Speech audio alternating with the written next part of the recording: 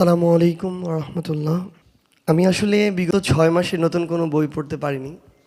তো আমি যখন প্রথমেই অনেকদিন পর একটা নতুন বই হাতে নিলাম, তো এটা তো শুধু বই বললে আসলে বলাটা কিছুটা ভুলও হবে। পবিত্র কোরআন মাজিদের একটা সারমর্ম চোখের সামনে।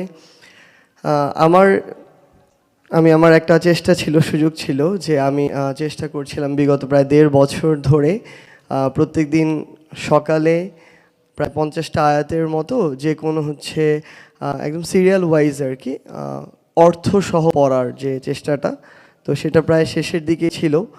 তো সেই জায়গায় আমি যখন এই বইটা হাতে নিলাম, আমি দুইটার মধ্যে একটু পার্থক্য করছিলাম আর কি।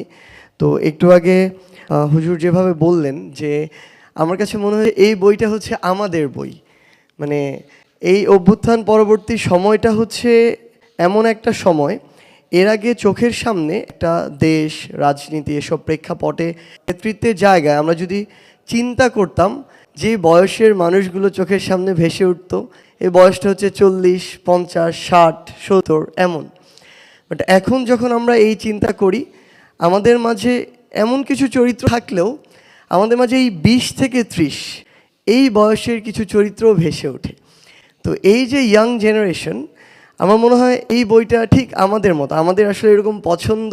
আমি একটু আগে দেখছিলাম যে সূরা বাকারা 286 আয়াত প্রায় পাড়া অতিক্রম করে চলে যায়, এখানে 6 পেজে লেখা। আমি এই 6টা পেজ একবার পড়লাম বসে বসে। তো আমার কাছে মনে হয় যে একটা সামগ্রিক একটা সামারি আমার মাথায় এখন আছে, মূল মেসেজটা আমার মাথায় আছে। সো আমরা তো একটু ওই যে হুজুর মাত্র বললেন যে আমরা শর্টকাটে একটু অভ্যুত্থানে শর্টকাট ফলো করিনি, বাট এরকম বই পড়তে গেলে আমি একটু শর্টকাটের দিকে যাই, একটু সামারি নেওয়ার ট্রাই করি। কিছুদিন আগে আমার একটা রাজনীতি রিলেটেড একটা বইয়ের পড়া দরকার ছিল, আবু মনসুর আহমেদ, আমার দেখা রাজনীতির 50 বছর। তো বই দেখি প্রায় 600 পেজের উপরে বই। পরে আগে ইউটিউবে সার্চ করলাম এর উপরে কোনো রিভিউ ভিডিও আছে কিনা 10-15 মিনিটের। তো আগে সেটা দেখলাম।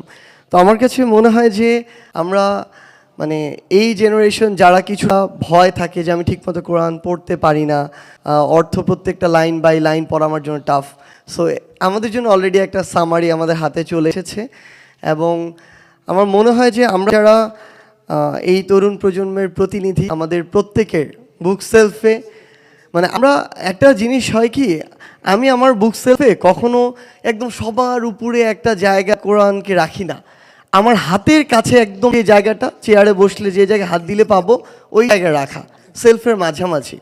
আমি মনে করি এই এক নজরে কোরআন বইটা দেখে আমরা জাস্ট 6 পেজ দেখেছি, সূরা বাকারার সামনে যেখানে দেয়া।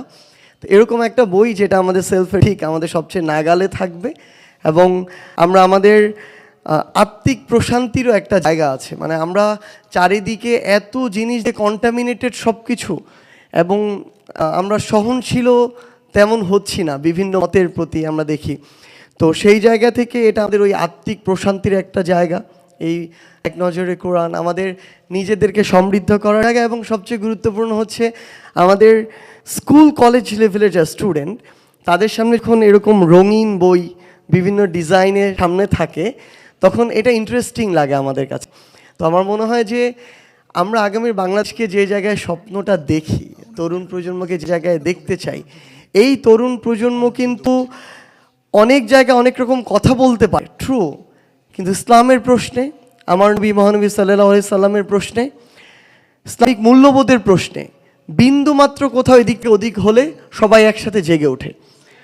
সো এই জায়গাটা খুবই ইম্পর্টেন্ট, এবং এই জায়গায় আমাদের ভিতর থেকে আরও ওন করা, জেনে শুনে পড়াশোনা করে ওন করার জন্য আমার মনে হয় এটা আমাদের একটা সহজ পাঠ হয়ে থাকবে। এবং স্কুল কলেজে যারা স্টুডেন্ট, তাদেরকে অ্যাট্রাক্ট করা, তাদের কাছে পৌঁছে দেওয়ার জন্য আমরা আমাদের জায়গা থেকে এইটুকু দায়িত্বও নিচ্ছি যে আমরা এই কাজটুকু করব, এবং আপনারা আমাদের জন্য তা করবেন। আমরা ভুল করছি, ভুল থেকে শিখছি, কিন্তু আমার শেখার এই মানসিকতা আমাদের আছে।